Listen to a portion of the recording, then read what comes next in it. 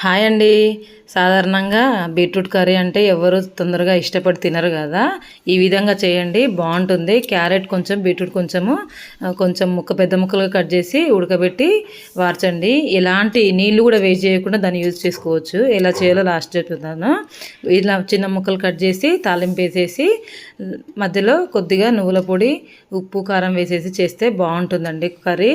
మనం కలుపుకున్నా కూడా ఇది పింక్ కలర్ అనేది బీట్రూట్ వస్తుంది కదా. మామూలుగా అయితే ఇలా వండితే కలర్ కూడా రాదండి అన్నము. అదిగోండి, నేను చూపించిన విధంగా చేసుకోండి, చాలా బాగుంటుంది. కొంచెం నువ్వుల పొడి, కొంచెం పచ్చి కొబ్బరి తురుము వేసి చేయండి, బాగుంటుంది. నీళ్ళు కూడా వేస్ట్ అవ్వకుండా నేను చపాతీ పిండిలో వేసేసి చపాతీ చేశానండి. చపాతీ విత్ ఈ కర్రీ చాలా బాగుంటుంది. టేస్ట్ అన్నంలో కూడా తినండి, బాగుంటుంది. ఓకేనండి, ఈ వీడియో కనుక నచ్చినట్లయితే please like, share, subscribe. Thank you. Bye.